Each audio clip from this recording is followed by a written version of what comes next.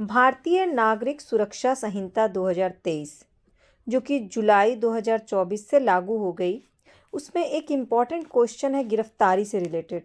What do you understand by arrest? गिरफ्तारी से आप क्या समझते हैं? किन परिस्थितियों में पुलिस व्यक्तियों को बिना वारंट गिरफ्तार कर सकता है? Under what circumstances police can arrest a person without warrant? Explain.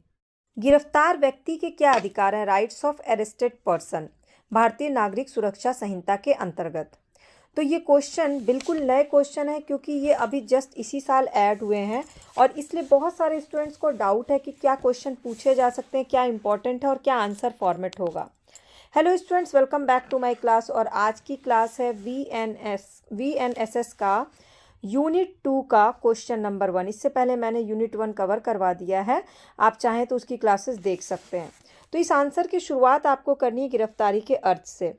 और गिरफ्तारी का अर्थ कहाँ दिया हुआ है? भारतीय नागरिक सुरक्षा संहिता 2023 में इसकी परिभाषा नहीं दी गई है। सामान्यतः गिरफ्तारी से तात्पर्य किसी व्यक्ति को विधि के अनुसार यानी कानून के अनुसार उसकी निजी स्वतंत्रता, जो उसकी प्राइवेट इंडिपेंडेंसी होती है, उससे वंचित करना, उसको छीन लेना है। जब आप किसी इंसान का प्राइवेसी जो है, उसकी स्वतंत्रता है जो वो छीन लेते हैं और कानून के अनुसार, तो वो क्या हो जाती है? गिरफ्तारी हो जाती है। और भारतीय नागरिक सुरक्षा संहिता की धारा 43 के अनुसार किसी व्यक्ति की गिरफ्तारी उसको स्पर्श करके या शरीर को रोककर की जाती है। यदि वह अपने आप आत्मसमर्पण कर दे तो ऐसा भी करना ज़रूरी नहीं है। गिरफ्तारी के लिए बल प्रयोग करना यदि ज़रूरी हो जाए तो उतना ही बल प्रयोग किया जाना चाहिए जितने से गिरफ्तारी हो सके। मतलब फोर्स भी उतना ही, फोर्सफुली भी उसी तरह से अरेस्ट किया जा सकता है जितना ज़रूरत हो। ज़रूरत से ज़्यादा नहीं कि डंडे से मार मार के खून निकाल के गिरफ्तार किया जाए। अब यदि कोई व्यक्ति गिरफ्तारी का विरोध करता है या बचने की कोशिश करता है, भागता है, तो पुलिस उन साधनों का प्रयोग कर सकती है जिससे उसकी गिरफ्तारी हो। अब इसमें साधन में कौन कौन से साधन क्या सहायता ले सकते हैं? गिरफ्तार करने वाले पे बल प्रयोग करना है, लेकिन ऐसा बल प्रयोग नहीं करना है कि उसकी मृत्यु हो जाए। मृत्यु केवल तभी की जा सकती है जब उस व्यक्ति ने दंड का या आजीवन कारावास हुआ हो, अपने करने वाले योग्य अपराध किया और बचकर भाग रहा हो। तो अगर पुलिस को उसको रोकने के लिए गोली चलानी पड़ जाए और उसकी डेथ हो जाए तो ये गिरफ्तारी के उसमें आता है। पर जहाँ किसी महिला को गिरफ्तार किया जाना है, वहाँ जब तक की परिस्थितियों से इसके विपरीत ना हो, गिरफ्तारी की मौखिक सूचना दी गई हो, समर्पण कर देने का देखा जाए कि वो समर्पण करने को तैयार है कि नहीं, कोई महिला पुलिस अधिकारी को साथ में लेके जाना है और महिला को गिरफ्तार करने के लिए उसके शरीर को छूना नहीं है। ये चीज़ महिलाओं से रिलेटेड है। अब गिरफ्तारी कौन कर सकता है? तो भारतीय नागरिक सुरक्षा संहिता के अंतर्गत गिरफ्तारी पुलिस अधिकारी, मजिस्ट्रेट या प्राइवेट व्यक्ति द्वारा की जा सकती है। 3 लोग हैं, पुलिस अधिकारी, मजिस्ट्रेट या प्राइवेट व्यक्ति। अब ये संहिता की धारा 35 के अंतर्गत कोई पुलिस अधिकारी, धारा 40 के अंतर्गत प्राइवेट व्यक्ति एवं धारा 41 के अंतर्गत मजिस्ट्रेट अपराधी को गिरफ्तार कर सकता है। कौन कौन सी धारा गिरफ्तारी की? 40 और 41। इसके बाद पुलिस अधिकारी द्वारा बिना वारंट के गिरफ्तारी, arrest of a person without warrant. तो बेसिकली बेसिक नियम यह है कि कोई भी व्यक्ति पुलिस अधिकारी द्वारा बिना मजिस्ट्रेट के आदेश के या फिर बिना वारंट के गिरफ्तार नहीं किया जा सकता है। लेकिन भारतीय नागरिक सुरक्षा संहिता में कुछ ऐसे प्रावधान हैं जिसके अंतर्गत पुलिस अधिकारी बिना वारंट के भी गिरफ्तार कर सकते हैं। वो प्रावधान है 35 में, 39 यानी कि 39 में, 142 6 में, 180 में और 473 3 में। इन पाँचों को आपको याद करना पड़ेगा और नोट डाउन कर लीजिए। तो भारतीय नागरिक सुरक्षा संहिता की धारा 35(1) में कुछ परिस्थिति दी गई है जिसमें पुलिस अधिकारी बिना वारंट के किसी को भी गिरफ्तार कर सकते हैं। पहला, जो पुलिस अधिकारी की उपस्थिति में संज्ञेय अपराध है, मतलब वहाँ पर पुलिस अधिकारी और पुलिस अधिकारी ने देखा कि ये एक अपराध है। और दूसरा, जिसके विरुद्ध कोई उचित परिवाद किया हो, विश्वसनीय सूचना प्राप्त की गई हो, कोई संदेह से ज़्यादा वहाँ पर सूचना इम्पॉर्टेंट है। ऐसी अवधि में कारावास से ऑलरेडी वो दंडनीय दंड हो रहा हो, जो 7 वर्ष या 7 वर्ष से कम की सज़ा में हो, जुर्माना सहित हो या रहित हो। कुछ शर्तें हैं, जैसे कि पुलिस अधिकारी का ऐसे परिवाद, सूचना या संदेह के आधार पर विश्वास करने का कारण है कि ऐसे व्यक्ति ने सच में वो अपराध किया है, क्योंकि ऑलरेडी वो सज़ा भुगत रहा था।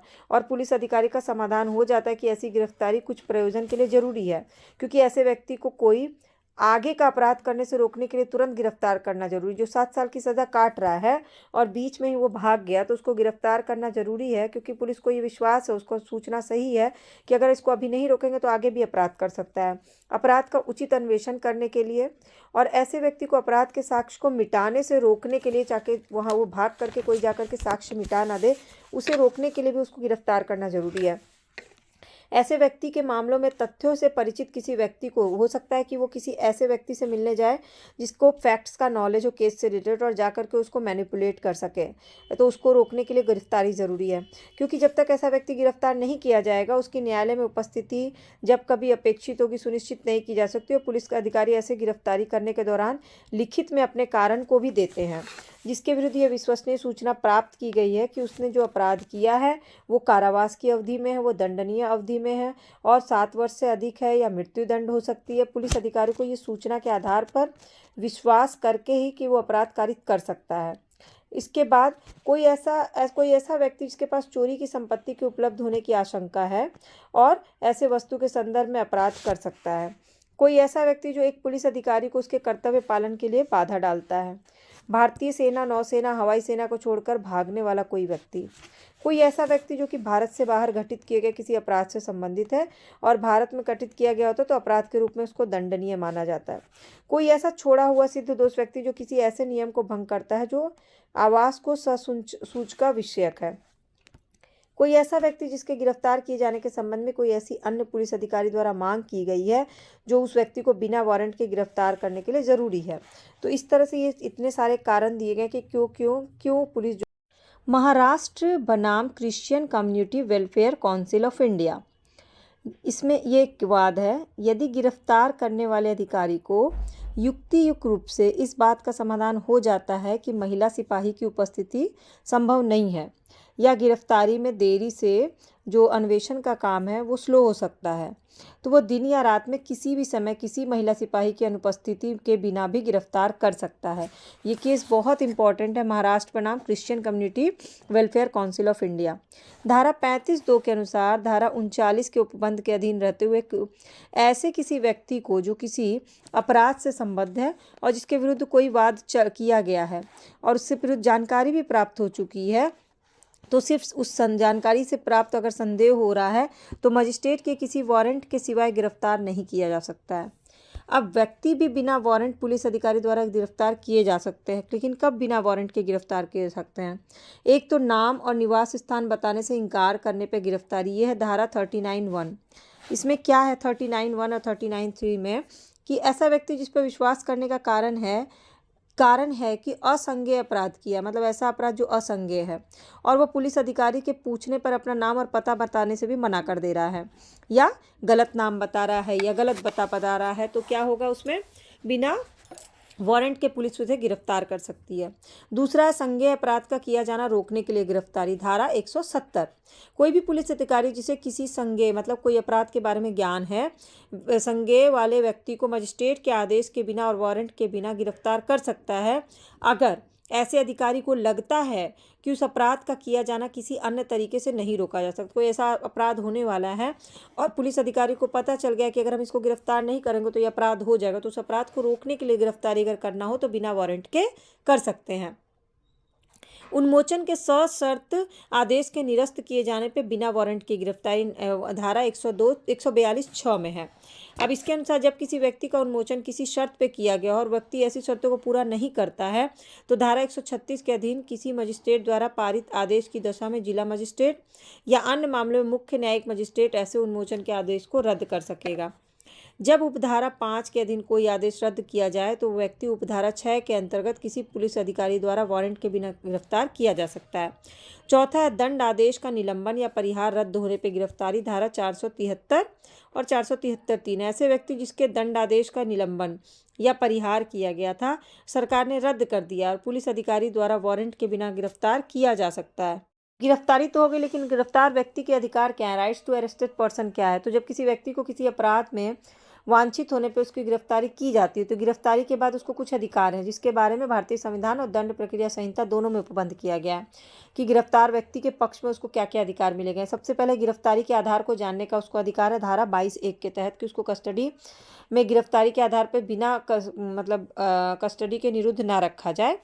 बिना वारंट के गिरफ्तार व्यक्ति को यह विधिक अधिकार दिया गया है कि वो अपनी गिरफ्तारी का कारण जान सके। दूसरा, जमानत पर रिहा किए जाने के अधिकार के बारे में सूचित किए जाने का अधिकार यह धारा 48 में है कि यदि गिरफ्तार किए जाना व्यक्ति जमानत अपराध का अभियुक्त, मतलब ऐसा किसी कोई अपराध किया जिसमें जमानत हो सकती है, तो अपराध के आरोपी व्यक्ति को बिना वारंट गिरफ्तार करने वाला पुलिस अधिकारी गिरफ्तार व्यक्ति को बतलाएगा कि जमानत पर वो छूट सकता है और क्या क्या इसके लिए व्यवस्था है।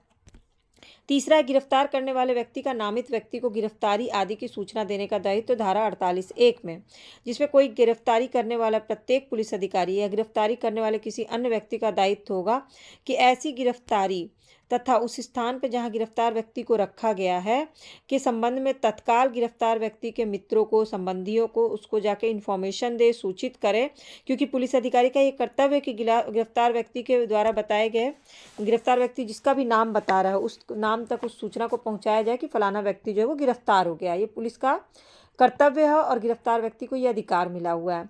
फिर है अपनी पसंद के विधि व्यवसाय से परामर्श करने और उसके माध्यम से प्रतिरक्षा का अधिकार। यह है अनुच्छेद 22(1) के तहत कि अपने पसंद का अधिवक्ता नियुक्त कर सकता है, अपने पसंद के व्यक्ति से परामर्श ले सकता है और उससे प्रतिरक्षा करने का अधिकार भी प्राप्त है। फिर बिना विलंब के मजिस्ट्रेट के समक्ष प्रस्तुत किए जाने का अधिकार है धारा 57 के तहत कि वारंट गिरफ्तारी करने वाले पुलिस अधिकारी द्वारा बिना जरूरत विलंब किए गए गिरफ्तार व्यक्ति को दंडाधिकारी या थाना प्रभारी के समक्ष भेजा जाएगा। बिना न्यायिक जांच के 24 घंटे से अधिक निरुद्ध के विरुद्ध अधिकार, मतलब अनुच्छेद 22(2) कहता है कि जिस व्यक्ति को गिरफ्तार किया गया उसको 24 घंटे के भीतर निकटस्थ दंडाधिकारी के समक्ष पेश करना होता है। इसमें यात्रा का समय शामिल नहीं होता है। ये मेंशन है कि इसमें 24 घंटे में यात्रा का समय नहीं होगा, मतलब ले आने में जो समय लगेगा वो काउंट नहीं होगा और 24 घंटे के अंदर अगर उसको नहीं पेश किया गया तो उसको छोड़ा जाएगा। अनावश्यक प्रतिबंध के विरुद्ध अधिकार, संहिता की धारा 43 के अनुसार यदि गिरफ्तार किए जाने वाला व्यक्ति अपने शब्द या कार्य से स्वयं की अभिरक्षा में प्रस्तुत कर देता तो गिरफ्तारी करने वाला पुलिस अधिकारी या अन्य व्यक्ति उस व्यक्ति के शरीर को स्पर्श नहीं करेगा, मारेगा पीटेगा नहीं, क्योंकि ये मानव गरिमा और जीने के अधिकार के खिलाफ है। इसके बाद गिरफ्तार व्यक्ति की चिकित्सा अधिकारी द्वारा परीक्षा, जो संहिता की धारा 53 में दिया गया कि कोई व्यक्ति गिरफ्तार होता है तो गिरफ्तारी किए जाने के तुरंत बाद उसकी केंद्रीय या राज्य सरकार के अधीन जो भी चिकित्सक अधिकारी होते हैं, मेडिकल स्टाफ होते हैं, डॉक्टर्स होते हैं, नर्स होते हैं, उसकी रजिस्ट्री कराएं, उसका चिकित्सा कराएं और उसका पूरा मेडिकल चेकअप होना चाहिए। महिला के लिए महिला चिकित्सा अधिकारी होनी चाहिए। इसके बाद विधि के अनुसार तलाशी दिए जाने का अधिकार 49(1) में, जिसमें जो उस दौरान उसने जो भी वस्तु पहनी है, जो भी गहने पहने हैं, उनको जब्त करने के पश्चात गिरफ्तार व्यक्ति को जब्त किए गए वस्तु की एक सूची उपलब्ध कराई जाए कि आप जब गिरफ्तार हुए तो आपके पास ये सामान था। 10वां शालीनतापूर्ण आचरण की उपेक्षा का अधिकार धारा 49(2) में। अब 49(2) ये कहता है कि अगर महिला की तलाशी की जरूरत है तो पूरी शालीनता से तलाशी ली जाए, कोशिश की जाए कि किसी महिला से ही तलाशी लिवाई जाए। 11वां है विधि विरुद्ध गिरफ्तारी के विरुद्ध आत्महत्या के प्रयोग तथा अन्य विधिक उपचार प्राप्त करने का अधिकार, मतलब गिरफ्तार किया गया व्यक्ति आत्महत्या के अधिकार का प्रयोग कर सकता